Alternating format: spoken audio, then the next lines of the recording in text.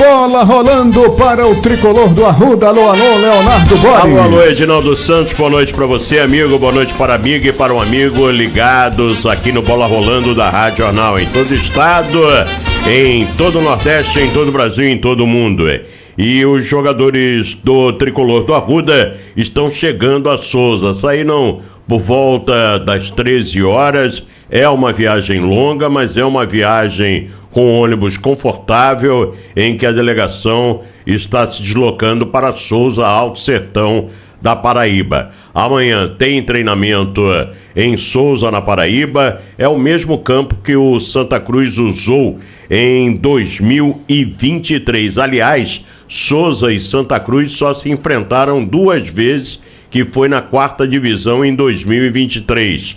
E é uma vitória para cada lado. Então Santa Cruz vai treinar amanhã em Souza, não é no campo do Souza, o Marizão, o Souza que é o 6º colocado no grupo 3 com 4 pontos e vive uma instabilidade depois de ter um excelente início de temporada, com direito ao bicampeonato paraibano consecutivo, mas, por outro lado, o Santa Cruz lidera a chave. O grupo A3 tem 13 pontos e mira garantir a classificação antecipada o quanto antes. Deixa eu só falar do Souza, que perdeu do Horizonte e teve 2 jogadores expulsos, o zagueiro Jackson Santos e o meia Diego Viana. E o Souza tem como técnico o Francisco Diá.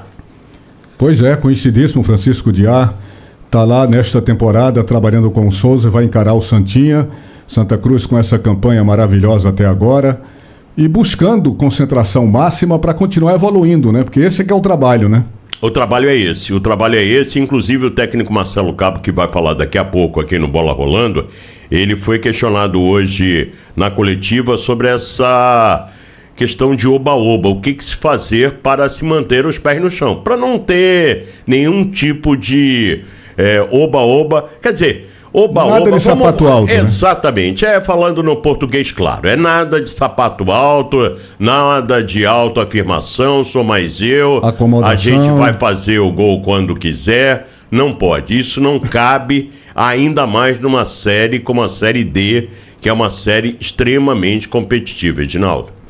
Tem que ser por aí, porque o Santa Cruz faz uma boa campanha, houve realmente uma evolução considerável no time tricolor, mas não pode ter comodismo, gente. O campeonato ainda está no princípio, ainda estamos na primeira fase de uma competição complicada. Quando entrar a fase dos mata-matas é que realmente a coisa pega. E é aí que você deve performar de forma extraordinária. Então essa evolução que o técnico está alertando não pode parar, ela tem que continuar. Claro. Eu achei até interessante que recentemente, numa das entrevistas, ele tinha colocado o objetivo de alcançar a melhor colocação de todos dentro da competição. Ele faz um cálculo de 23 pontos. Pois é. Ele quer 23 pontos para poder garantir o primeiro lugar e sempre levar as decisões para o José do Rego Maciel. Se você conseguir isso, você tem essa vantagem. Você já vai tem levar, 13, né? Você vai levar as decisões dos mata-matas exatamente para dentro de casa. E normalmente quem lidera a competição geral pega equipes menos qualificadas. Também. Tem sido assim o histórico da Série D e não vai ser diferente esse ano. É por isso que o Santa Cruz não pode se acomodar, achar que está tudo bem. O time ainda tem muita coisa para consertar, para melhorar. O time evoluiu, mas ainda precisa evoluir muito para alcançar esse patamar de realmente se credenciar como um candidato fortíssimo ao acesso da Série C, que é tudo que o Santa Cruz precisa. A arbitragem amanhã vai ficar a cargo, domingo vai ficar a cargo de Marcel Felipe Santos Martins, de Sergipe, os assistentes da Paraíba, Vladimir Cunha Mendes e Rafael Guedes de Lima. O 4º árbitro, também da Paraíba, William Cássio de Oliveira. Falando do Santa Cruz, Israel não viajou com a delegação, claro, ele tomou o 3º cartão amarelo na partida contra o Central, está fora do jogo. Totti, tudo indica que volta a ser titular, tá, Edinaldo? O Matheus Melo continua de fora. O Matheus Melo, ele estava na transição, foi treinar com o grupo, voltou para o departamento médico. Contusão na região pubiana é muito complicada. E aí ele saiu agora do departamento médico e volta para a transição. Esperamos até que agora seja em definitivo, que ele possa ter se recuperado e possa aí constar como reforço para o técnico Marcelo Cabo. E havia, né, um otimismo muito grande para a volta dele já agora nesse jogo, pelo menos para ser relacionado, né? Mas é como você disse, até pela experiência de acompanhar isso no dia a dia do futebol, esse tipo de lesão é muito complicada de ter uma recuperação mais rápida. Muito, né? Muito. Pubalgia não é fácil e ele teve uma recuperação, o departamento médico o liberou, aí quando fez a transição normal com a fisiologia, com a fisioterapia, mas aí voltou a sentir, voltou pro DM e agora o DM liberou de novo, porque ele está recuperado, pelo menos clinicamente. Vamos ver se ele não sente mais nada, porque é um reforço, é um jogador importante para essa esticada do Santa Cruz no Campeonato Brasileiro da Série D. No mais, eu não tenho muita dúvida em relação ao time que o técnico Marcelo Cabo, que disse em entrevista que achou um time base, com a exceção do Israel. Para mim, o Israel hoje é o titular da lateral direita, com todo respeito ao passado do Totti, mas o Israel vem fazendo grandes jogos. Então fica Felipe Alves, o Totti, o Matheus Vinícius, também o jogador Eurico e o Rodrigues, o Gabriel Galhardo, o Balotelli, o William Júnior, que jogou muito bem a partida contra o Central, e o ataque é aquele que a torcida já está decorando, já está decorado. Thiago Galhardo e também o Giovani. Hoje saiu uma manchete em um portal de notícias: Thiago Galhardo deixa o Santa Cruz. Mas aí eu fui verificar o porquê e do porquê. Aliás, quem viu essa notícia foi até a querida companheira Gabriela Bento. E aí, o Thiago Galhardo, ele tinha dado uma entrevista que ele gostaria de participar do Big Brother. Então ele pode deixar, se o Big Brother o chamar, para o ano que vem. Aí é problema do Thiago Galhardo, mas não tem nada a ver, não se preocupe com essa manchete, como até a Gabriela falou, é uma manchete sensacionalista. Thiago Galhardo deixa, não tem nada a ver, esqueça, apague aí da memória. Coisa, Thiago, tu tá começando uma temporada muito boa no Santa Cruz, foca só no Santinha, esquece esse negócio de Big Brother.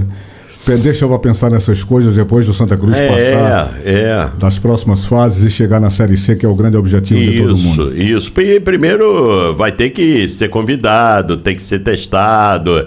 Ô, Thiago Galhardo, fica na tua que é melhor. Vai jogando e fazendo seus gols e seja ídolo da torcida coral. Em relação ao time do Souza, Bruno Fuso, Iranilson, Wesley mesmo, Marcelo e Fernando Ceará, Patrick Dias, Felipe Jacaré, Ciro Henrique e Luiz Henrique. Aí o Diego Ceará e Ian Augusto deve ser o provável time do Souza para a partida de domingo. A partir de domingo, atenção, horário 4h30 da tarde, nós estaremos lá ao lado de Marcelo Araújo, a equipe do Scratch de Ouro do Rádio, que tem a coordenação do maior gol do mundo, Haroldo Costa. E aí, o Marcelo Cabo fala dessa questão de oba-oba. Qual é o trabalho que o senhor vem fazendo quanto a isso, hein, professor Marcelo Cabo? A gente tem estado muito atento a tudo isso, porque internamente aqui a gente não tem clima de oba-oba, a gente não tem clima que já classificou, a gente não está pensando no mata-mata, a gente está pensando jogo a jogo. A gente precisa respeitar muito essa competição, que é muito árdua, é muito difícil. Se a gente pegasse o início da competição antes do primeiro jogo, a gente só teria um foco que era classificar, porque todo mundo reputa essa chave como uma chave das mais difíceis dentro da competição. Claro, tivemos um início muito bom na competição, estamos tendo um início muito bom, com 5 jogos, 4 vitórias, um empate, um aproveitamento acima de 80%, mas ainda não estamos classificados. Então, essa alegria, essa euforia, esse momento fica para o nosso torcedor, sim, de celebrar, de comemorar o momento, de comemorar a classificação, porque eles têm o direito, porque a gente vive um bom momento. Mas internamente a gente está com muita consciência que temos uma estrada muito longa ainda pela frente, jogos muito difíceis. Esse final de semana a gente pega o atual campeão paraibano, uma equipe que bateu o Botafogo numa final, que é um time que acabou de fazer um mata-mata com o Flamengo na Copa do Brasil. Então a gente sabe a competição que está jogando, a gente sabe a dificuldade que é os nossos adversários. Então internamente a gente não tem nenhum clima de euforia, nenhum clima de oba-oba, pelo contrário, muito pé no chão, muita humildade, muito trabalho, porque de nada adianta ter um início muito bom desse e não obter o acesso. Então a gente precisa ter um trabalho consistente, pensando semana a semana, jogo a jogo, respeitando muito os adversários, a chave, e tentando fazer a manutenção desse bom início de competição, tentando fazer a manutenção, a sequência, né, dessa invencibilidade que é muito importante para nós. Aí, portanto, a palavra do técnico Marcelo Cabo. Eu acredito, o técnico Marcelo Cabo, eu nunca tive oportunidade de trabalhar com ele como jornalista esportivo, como repórter, mas acompanhei alguns trabalhos dele. Ele estava num declínio de carreira, a grande verdade é essa. Ele não vinha bem, ele já teve a sua fase áurea, mas me parece que ele está retomando. E eu gosto da maneira com que ele se dirige à torcida, porque ele não está falando para os repórteres, está falando para o torcedor. E eu acho ele bastante centrado, tenho certeza, ele bastante convicto e centrado. Isso me agrada muito, Edinaldo. O problema é o seguinte, o torcedor de Santa Cruz já é bem ressabiado com essa história do time começar bem e terminar mal, aliás, terminar muito mal. Quem não se lembra da era do Marcelo Martelotti, que fez uma campanha brilhante, empolgante, só se falava na classificação do Santa Cruz quando chegou o próprio Roberto Fernandes também, exatamente, né? Contra o Operário, né? Mas eu achei mais marcante ainda com o Martelotti. Porque foi primeiro lugar disparado na primeira fase. Disparado. E quando chegou nos jogos decisivos do mata-mata, o Santa Cruz simplesmente sucumbiu. Então esse alerta que ele está fazendo aí é fruto de quem tem experiência, principalmente em competições difíceis. Ele chegou a um ponto no futebol brasileiro de ser considerado um dos reis do acesso. Sim. Ele botou muito clube no acesso. Então o que ele está dizendo aí e outra coisa que eu acrescentaria, não é só você evitar o comodismo, oba-oba, o sapato alto, isso é uma motivação que deve pertencer só ao torcedor. É você sentir que você passa a ser o alvo principal dos adversários. Quanto mais você ganha, quanto mais você se consolida, você fica o alvo a ser batido. Você chama a atenção dos adversários para si. Então o Santa Cruz tem que estar muito bem preparado, não só tecnicamente, fisicamente, mas principalmente com força mental. Preparado mentalmente para encarar essas adversidades que a competição oferece. É isso aí. Você está corretíssimo. E aí, vamos ver essa partida contra o Souza. Não é o Souza, ele vem de uma derrota para o Horizonte. O Santa Cruz derrotou o Horizonte muito bem, mas não é parâmetro o que acontece. Cada jogo é uma história totalmente diferente. O Marizão não é fácil jogar no Marizão.